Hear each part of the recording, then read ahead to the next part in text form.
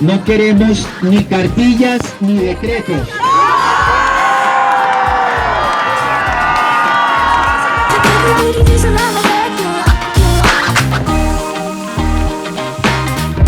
Antes de seguir, recuerda suscribirte a nuestro canal de YouTube, como aparece aquí abajo, y darle clic a la campanita para recibir las notificaciones sobre nuestras publicaciones.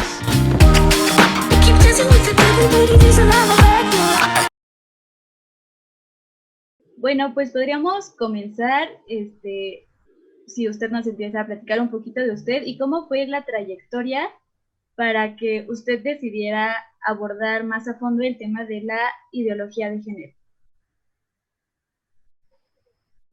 Bueno, yo me metí fuertemente con el tema de ideología de género porque en mi país, en Colombia, hubo como un hito con ese tema, hubo un problema muy grande porque aquí los colectivos políticos de extrema izquierda hicieron un montaje donde mostraron que un muchacho supuestamente se había suicidado por razones de discriminación, eh, y entonces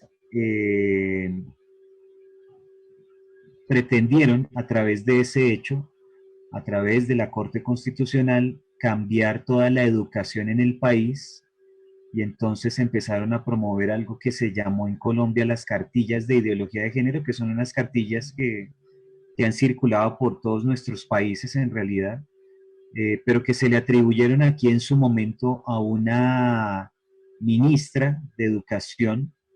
Entonces, desde antes de eso, digamos, en los arbores de lo que se iba a venir, empecé a mirar el tema, empecé a estudiarlo, empecé a ver qué había detrás, y entonces resultamos tocándole la uñita del dedo gordo a un dragón de 3 kilómetros de alto, porque no nos imaginábamos todo lo que iba a implicar esto, y ahí arrancó pues todo, ¿no? Y desde ahí pues no hemos parado hasta la fecha.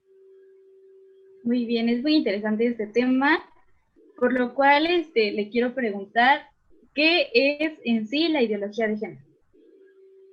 Bueno, la ideología de género es una estrategia para la toma del poder que han usado de manera muy efectiva grupos políticos de izquierda, concretamente unos colectivos políticos que en nuestros países se hacen llamar LGBT. La gente ingenuamente los asimila con minorías, eso es falso, es un grupo político, es un grupo político con unas intenciones muy claras y concretas. Quiero diferenciar al ciudadano homosexual del militante de este grupo político que, como digo, se hace llamar LGBT. En México hay un transexual que habla del colectivo político, del colectivo LGBTTTI, o sea, un muchacho transexual se maquilla. Entonces, es una estrategia para la toma del poder que consiste en un grupo de ideas que son completamente anticientíficas, que deforman la naturaleza explicándola por medio de la cultura, y que además no son un fin en sí mismo, sino son una herramienta, son un mecanismo para crear unas personas que son los ciudadanos de esta aldea global que pretende el globalismo.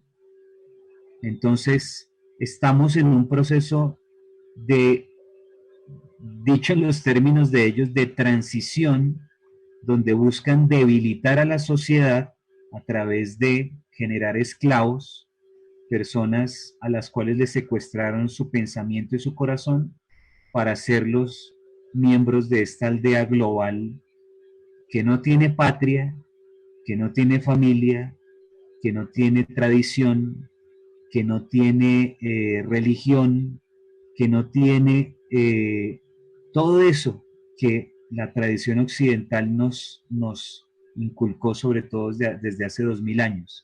Entonces, esa es a grandes rasgos la ideología de género. Es un tema que actualmente se ve, pues, realmente a nivel mundial, pero lo que muchas veces desconocemos son los orígenes de la misma. Entonces, ¿usted nos podría hablar un poquito sobre los orígenes de la ideología? Sí, los orígenes de la ideología de género, digamos que podríamos hablar de los años más o menos 1500, donde se inocula en la sociedad la idea del subjetivismo, pero para no irnos tan lejos, vamos a irnos a volver un poco más acá, 1848, con el Manifiesto Comunista. En el Manifiesto Comunista de 1848, Marx y Engels dicen una frase lapidaria. Nosotros asimilamos el Manifiesto Comunista como un libro de un tema sociopolítico, pero nunca lo habíamos relacionado con la familia. Y dice literalmente el Manifiesto Comunista: querer abolir la familia, hasta los más radicales se indignan ante este infame designio de los comunistas. El comunismo quiere abolir la familia. Y más adelante, en un libro de uno de los coescritores del Manifiesto Comunista, Friedrich Engels, que se llama El origen de la familia, la propiedad y el Estado, dice: en la familia, y mira que todavía conciben a la familia como la única familia que es. Ya a estas alturas han tratado de confundirnos un poco más en la sociedad, pero ahí dicen, tanto en el Manifiesto Comunista se están refiriendo a la única familia que es de papá y de mamá, y luego en el origen de la familia, la propiedad y el Estado dicen: en la familia el hombre es el burgués y la mujer el proletariado, que da inicio al feminismo marxista, ¿no? Entonces, la victimización de la mujer para, así como hicieron incendiar fábricas, asimismo incendien la familia, generando conflicto, generando división, generando odio, generando violencia entre el hombre y la mujer. Ahí arranca este proceso que nos ha traído hasta nuestros tiempos con lo que estamos viendo hoy día, ¿no? Bueno, este es un tema que actualmente nos está atacando por todos los medios posibles. Entre ellos, principalmente, podemos encontrar las redes sociales. Dentro de redes sociales, pues nosotros ya podemos encontrar cualquier tipo de persona con diferentes orientaciones sexuales. Entre ellos se encuentra los transgénero.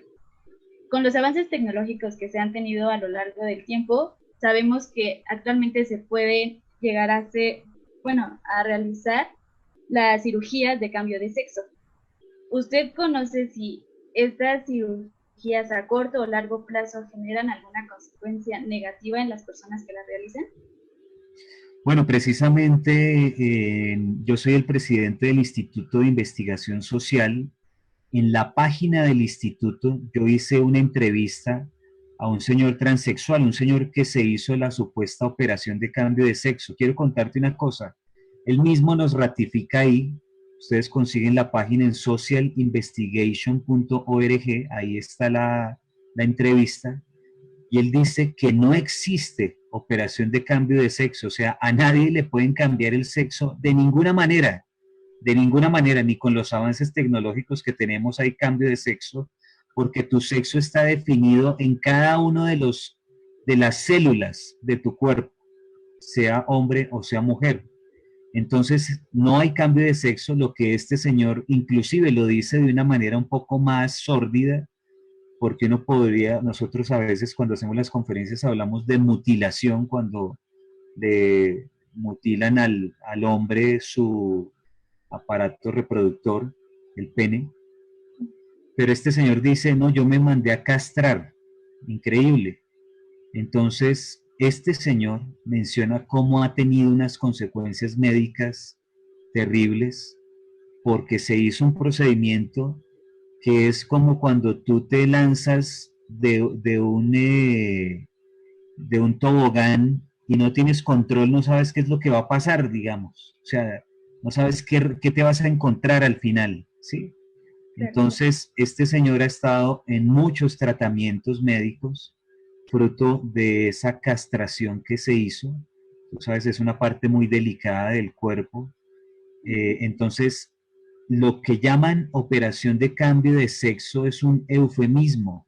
es propaganda barata, es mentira, no existe la operación de cambio de sexo. Nosotros tenemos el caso, hemos identificado psiquiátricos en Colombia, donde están cayendo jovencitos que se han hecho esa supuesta operación de cambio de sexo y terminan en el psiquiátrico porque los tienen que tener a punta de medicamentos para que no se tiren por una ventana. Es decir, te estoy hablando primero de consecuencias físicas y también de consecuencias psicológicas, porque imagínate cuando a ti, que eso nos pasa, o sea, si tú te cortas el pene, no te lo puedes volver a poner, o sea, no hay reversa en la vida para eso. Entonces, los casos son terribles. Claro, además de, bueno, es que realmente a nosotros como jóvenes nos atacan muchísimo con estos términos a través de redes sociales. Y uno de los más sonados y que entre jóvenes nos causa hasta cierto punto un temor es la homofobia, porque nosotros nos sentimos intimidados al ser llamados de esa forma por expresarnos, o más bien expresar nuestros pensamientos respecto a algún tema. ¿Existe realmente la homofobia? No, no solamente no existe la homofobia, lo que sí existe es una estrategia de dominación del lenguaje para controlarnos. Yo vi que ustedes postearon una parte de una entrevista que me hicieron a mí en un canal muy importante donde yo decía que yo podía, por ejemplo, controlar a todo México con una palabra. O sea, si a mí me ponen en televisora nacional y yo le digo a todo México, ustedes son unos homofóbicos, la gente a estas alturas, con el nivel de propaganda que estamos recibiendo, no solamente, claro, por las redes sociales, pero también por la televisión, los programas de entretenimiento, los periódicos, las revistas. Hemos llegado a un nivel de terror con la palabra homofobia que, como tú dices, donde nos digan eso nos puede dar hasta un paro cardíaco porque decimos, no, ¿cómo así no? ¿Por qué? ¿Qué carga tiene esta palabra? La palabra homofobia no existe, no hay una fobia que se llame homofobia en el manual de la APA, que es el manual de psicólogos americanos, ni en los otros manuales, en ninguno de los manuales de fobias hay la fobia llamada homofobia. Por ejemplo, existe la aracnofobia, donde de pronto tú, una mujer o un hombre también, o hay gente que le tiene fobia a las serpientes. Cuando ven una serpiente se ponen pálidos, sudan, se desequilibran, les da mareo, hiperventilan, se ahogan. Eso es una fobia. Yo la verdad no conozco la primer persona que vea a un homosexual y le pase eso. No conozco. Entonces, pero ¿cuál es la carga política de esta palabra? Que no solamente te están diciendo que eres un delincuente, es decir, te están criminalizando, porque esa palabra está completamente ligada casi que al delito de odio que se inventó el comunismo, sino que te patologizan, es decir, te dicen que eres un enfermo, increíble. Entonces tú eres un enfermo que merece ser tratado porque tienes algo que se llama homofobia, lo cual es una mentira. Pero con las palabras lo que hacen es generarnos unas murallas superiores a la muralla china, donde tú te encuentras en un sin salida, que lo único para el ciudadano de a pie, el ciudadano incauto, el que no sabe cómo actúan y operan estas pandillas políticas, porque son pandillas políticas, lo asustan, lo amedrentan y lo hacen retroceder a cualquier iniciativa, por ejemplo, de defender la patria potestad de nuestros hijos en las escuelas. Es decir, que los padres estén atentos a qué es lo que le enseñan a sus hijos. O, por ejemplo, que un médico decida no hacer algún tipo de tratamiento que atente contra la salud o la vida de una persona. O que un religioso, llamémoslo un sacerdote, ejerza con libertad la libertad de culto. Entonces, es una palabra que no existe, pero que se volvió muy poderosa a base de propaganda. Hay una izquierdista italiana que escribió un libro que se llama Manual para ser un fascista, donde dice, ¿para qué tenemos que derrocar las instituciones si con controlar el lenguaje dominamos a la sociedad? Y es esto lo que han venido haciendo, usar estos giros del lenguaje para dominarnos.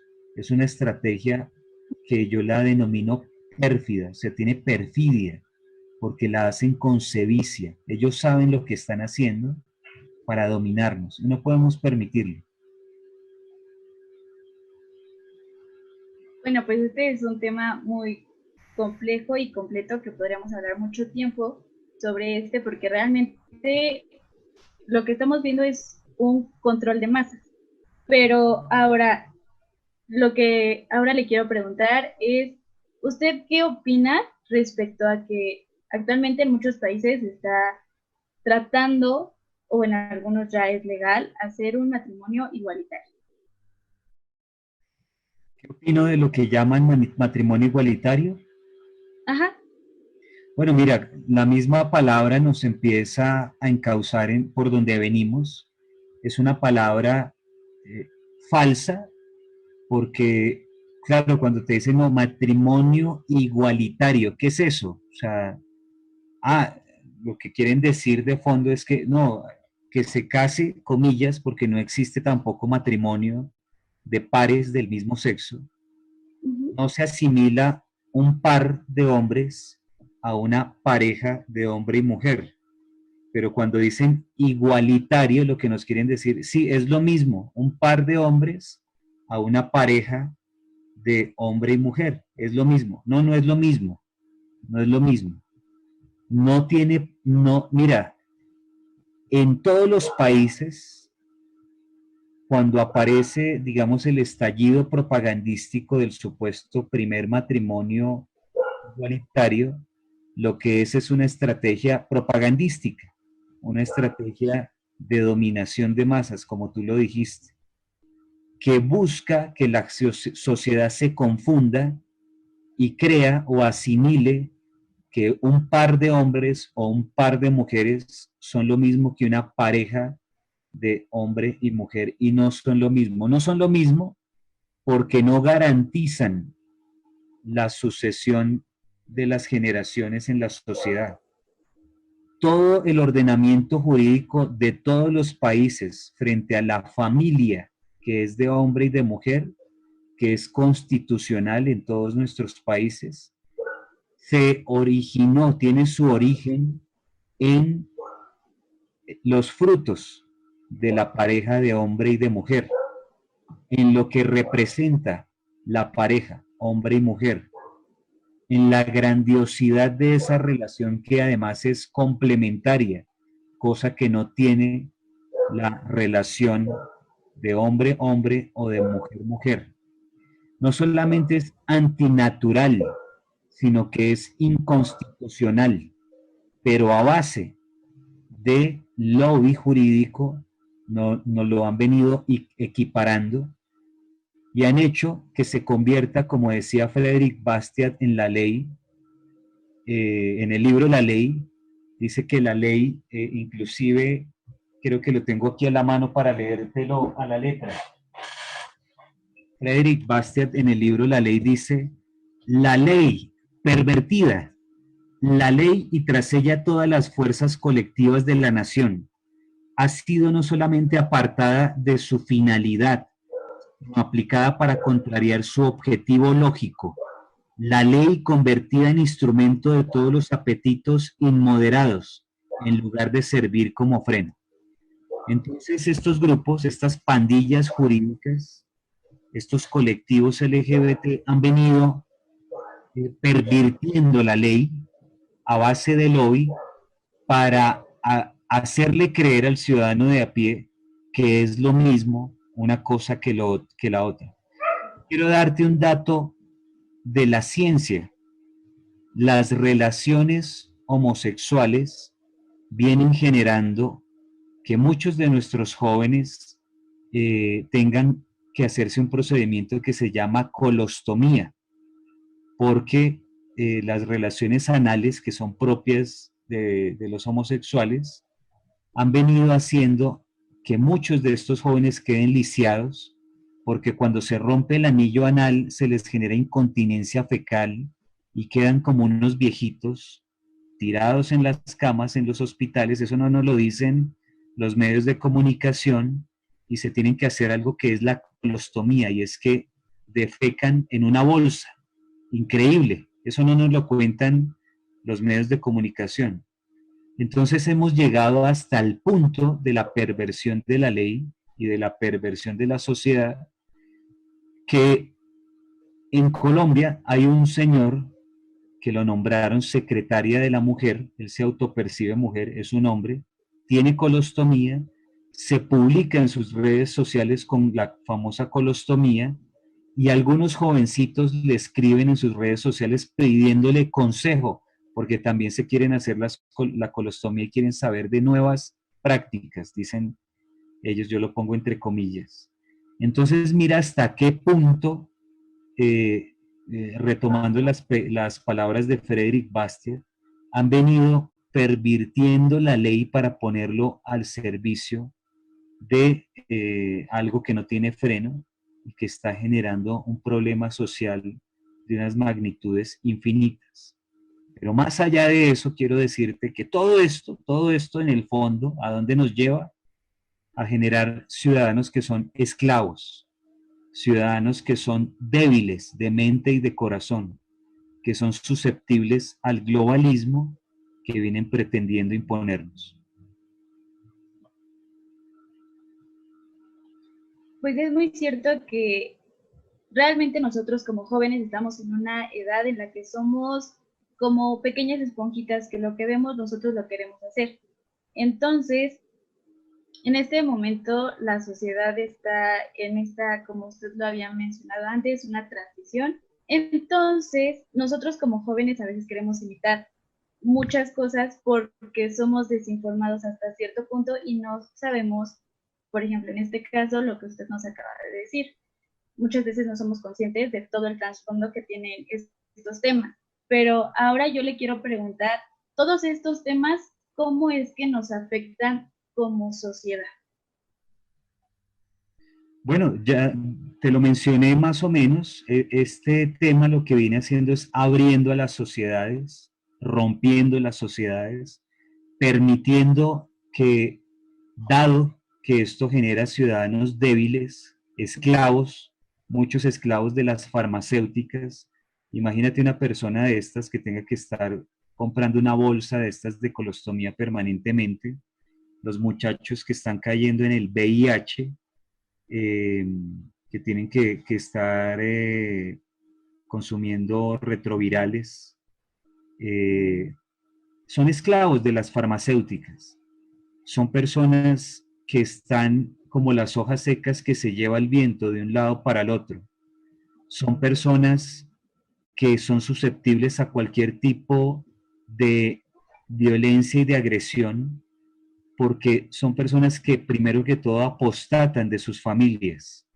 La ideología de género genera división al interior de la familia. Muchos de estos jóvenes apostatan de sus padres, se van de sus casas, asumen que hay una comunidad, comillas, comunidad de personas que los ayudan y se hacen llamar comunidad LGBT. No son comunidad tampoco, porque la palabra comunidad, ¿qué genera? La palabra comunidad genera un arraigo, algo donde me siento protegido, un lugar donde me siento libre de pronto de ataques. Y al contrario de eso, estos colectivos, estas pandillas LGBT, estas pandillas políticas, son todo lo contrario. O sea, es el lugar donde la gente encuentra drogas, donde encuentra trago, donde encuentra una vida bastante licenciosa, donde empiezan a dar tumbos muchos llegando a unas vidas bastante desastrosas. Entonces, lo que está generando en la sociedad, yo digo que la ideología de género es un cáncer cultural, porque erosiona la familia, erosiona la sociedad, erosiona la educación, erosiona la práctica de la medicina, erosiona la práctica del derecho en los países, es decir, pulveriza todo ese ADN que nos conforma, que ha sido los valores que constituyen Occidente, que nacieron del cristianismo. Entonces la ideología de género es un cáncer que produce ese mal rompiendo las sociedades y abriéndolas a cualquier tipo de tendencia. Claro, además de que ahorita quieren empezar a extender todo esto a las leyes. Pues apenas estuve leyendo que parte de la comunidad, como usted lo dijo, LGBT, está pretendiendo que se genere una nueva ley en la que diga que el gobierno financie ciertas operaciones de cambio de sexo, que ya usted comentó que realmente no es como tal una operación de cambio de sexo, pero pues realmente, pues esto es como nos va a afectar a nosotros de una manera más directa, porque si estas leyes se llegan a finalizar, pues al final de cuentas todo esto sería financiado a través de los impuestos que nosotros como ciudadanos pagamos. Así es, pero ya está pasando, o sea, ya viene pasando desde hace varios años. La verdad es que estos grupos han avanzado bastante porque son activistas, cosa que nos falta un poco a nosotros. Nosotros somos más bien un poco dormidos en estos temas, mientras estos grupos avanzan a pasos agigantados. Entonces es por eso que tenemos que despertar para hacer una defensa en el marco de la ley de la Constitución, de nuestras familias y de nuestros niños. ¿Por quién van estos grupos? Por nuestros niños, por nuestros niños. La ONU, el ADN de la ONU, de la Organización de las Naciones Unidas, es la ideología de género.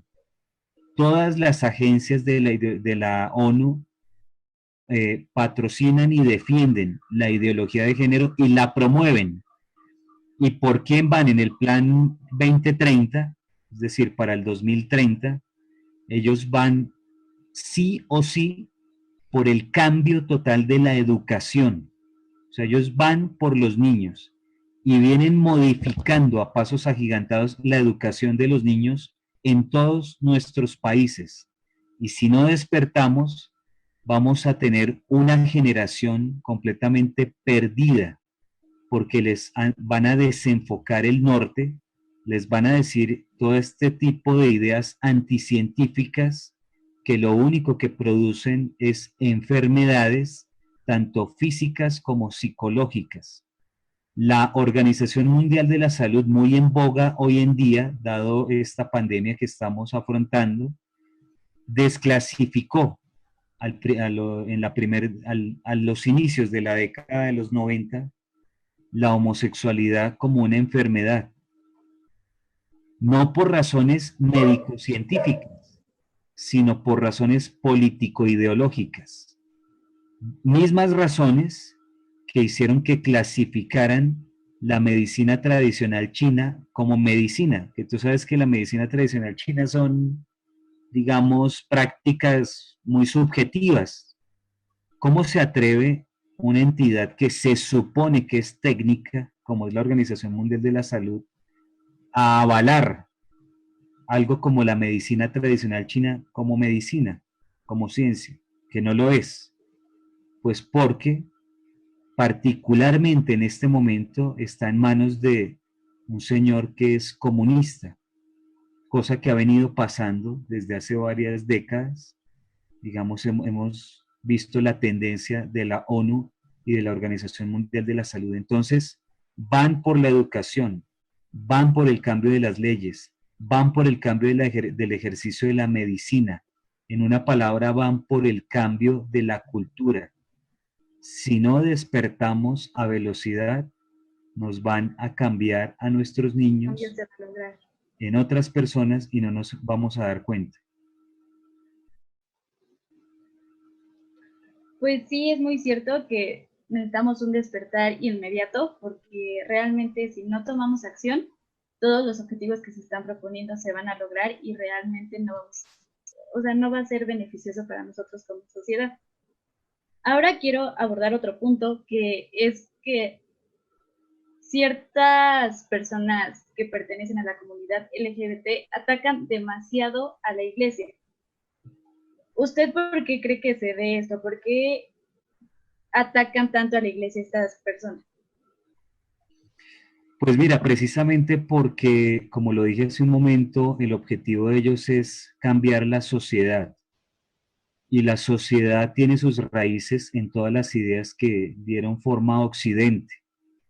Y la máxima representación de Occidente, de la civilización occidental, son las iglesias. Digamos, es la fe católica. ¿Por qué la fe católica? Porque la fe católica está organizada a nivel mundial, tiene una estructura, tiene personas que trabajan día tras día para mantener esta tradición. Y estos grupos van contra la tradición, van contra la historia, van contra la ciencia, van contra la libertad. Todo lo anteriormente dicho formó Occidente. Por eso, digamos que una de las principales representaciones de Occidente es la iglesia y por eso es su máxima enemiga. Ahora, muchas personas creen que la comunidad LGBT es una minoría. ¿Usted concuerda con esa ideología? No, no es cierto. La verdad es que mientras nosotros estamos pensando que todavía existe algo que se llama el proletariado, como nos lo vendió el comunismo, es decir, hay unos pobrecitos que son minoría, que son muy débiles, muy pobres, allá gritando, solitos. No, la verdad es que esto cambió de manera radical. Los grandes poderes, no solamente en cada uno de nuestros países, sino a nivel global, comulgan y son parte de la ideología de género. Te estoy hablando de las farmacéuticas que gobiernan sobre la Organización Mundial de la Salud. Te estoy hablando de la misma Organización Mundial de la Salud, de la, de la Organización de Naciones Unidas, todas con todas sus agencias. Entonces, estamos hablando de que los grandes multimillonarios del mundo promueven y son proclives a la ideología de género. Estamos hablando de un Bill Gates, estamos hablando de un George Soros, estamos hablando de grandísimos poderes, entonces lejísimos de que estas ideas sean promovidas por minorías. Al contrario, tú estás viendo que todo el aparato mediático está en función de la ideología de género.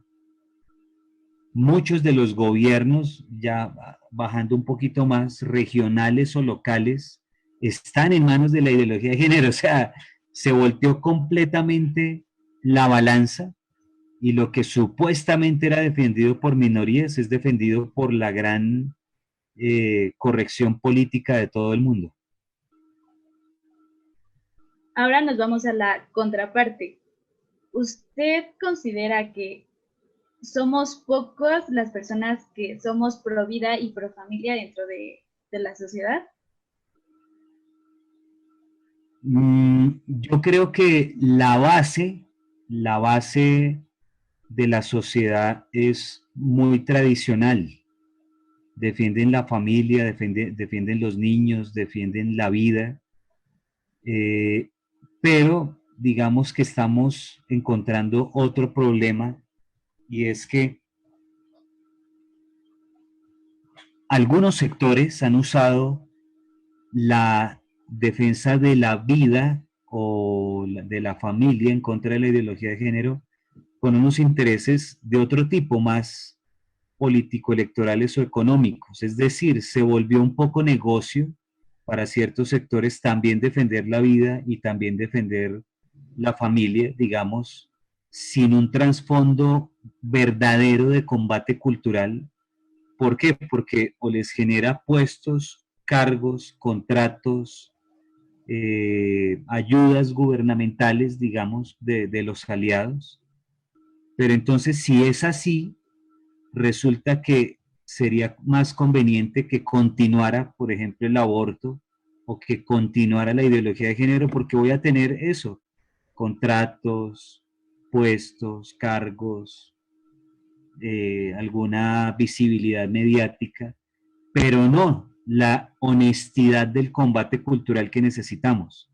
Entonces, ese es otro cáncer que se viene presentando, que tenemos que también combatir, porque si no, se ve opacada la batalla cultural que da, digamos, un gran sector de la base, pero que usado por algunos grupillos que se han venido enquistando a este lado, no permiten que lleguen a un resultado contundente.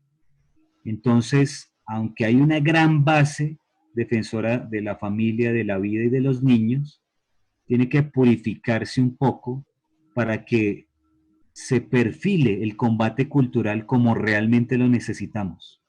Digamos, poniendo las cartas de renuncia que hay que poner sobre la mesa para que sea con total honestidad, es decir, que no se me convierta también un negocio en la defensa de la vida, un negocio, la defensa de la familia, o sea, que se desvirtúe lo que realmente necesitamos hoy. Claro, bueno, ya nos queda poco tiempo, entonces no sé si usted tenga algún comentario final abarcando todos los temas que tocamos, que todos son muy interesantes y la verdad nos gustaría que en algún otro momento nos pudiera acompañar de nuevo para profundizar en alguno. Muchísimas gracias. Para mí es un honor estar con ustedes. Amo profundamente México. Tengo muchísimos amigos mexicanos y por supuesto que me gustaría estar de nuevo con ustedes. Para finalizar, quisiera resaltar la idea que dije inicialmente, y es que la ideología de género es solamente un instrumento, no es una finalidad de estos grupos. Es un instrumento. Si tú ves la palabra trans en varias etiquetas, se ha venido proliferando, porque no solamente está el transexual, digamos el hombre que hace determinados procedimientos para parecer una mujer, o la mujer que hace algunos procedimientos para parecer un hombre, sino que hay transedad, muy conocido el caso del hombre en Canadá que después de tener su esposa y 6 hijos, se autopercibe niña de 5 años. Hay gente transespecie, el hombre en Francia que primero se autopercibió mujer y hoy día se autopercibe caballo y todas las mañanas lo sacan en un corral a darle vueltas. O hay personas transcapacitados, personas que consideran que tienen que mutilarse una parte de su cuerpo porque no se sienten bien con su cuerpo funcionando como debe ser, digamos. Entonces se han mutilado brazos, se han mutilado piernas, han producido accidentes para que les quiten algún miembro. Entonces estamos en una sociedad donde ha venido proliferando este discurso trans. Pero ¿a dónde nos lleva esto? Nos lleva en realidad esto que son prototranshumanismos, nos están llevando al transhumanismo, a que pensemos, precisamente por los avances tecnológicos, que podemos implantarnos, ponernos alguna dispositivo que nos haga ser superiores, por ejemplo, que nos permita ver en la oscuridad, que nos permita tener mayor memoria, que nos permita tener una capacidad física superior. Y hacia allá nos están llevando para generar estos nuevos ciudadanos de la aldea global que sean perfectamente controlados. Porque si tú tienes un dispositivo en tu cuerpo de cualquier tipo electrónico, pues puede ser perfectamente controlado ya de entrada, ¿no? Entonces, eso que le llaman ahora el Internet de las cosas, si es que ahora tú tienes Internet para manejar la nevera, para manejar el parqueadero, para manejar tu casa, no solamente es para las cosas, sino es para los seres humanos, porque nos quieren controlar a todos. Invito a que consulten una página que se llama id2020.org, que es de la ONU, apalancada por la ONU, donde incluso en el board de esa organización hay grandes ejecutivos de Microsoft, donde están empezando a decir que es un derecho que seamos identificados. Entonces nos lo venden como derecho. Entonces a ti te tienen que poner un dispositivo para que tú seas identificada porque tú tienes el derecho a ser identificada. Con eso, con que te pongan eso ya eres un transhumano, ¿no? Porque ya te pusieron en otra etapa, digámoslo así. Entonces yo quiero hacer un gran llamado a todos nuestros jóvenes que nos están viendo para que despertemos, para que no caigamos en este discurso que viene diluyendo y pulverizando a nuestra sociedad, haciéndonos no solamente personas de arcilla, maleables, modificables, sino esclavos de este nuevo orden mundial que nos quieren implantar. Bueno, pues les agradezco mucho el tiempo que nos regaló. Espero que con esta información las personas que nos están viendo puedan informarse un poco más con todos los medios que usted anunció. Y sin más por el momento, recuerden que somos católicos, estamos informados y esto es SIG México. Esta fue una producción de SIG México. Encuentra más contenido como este en nuestras redes sociales.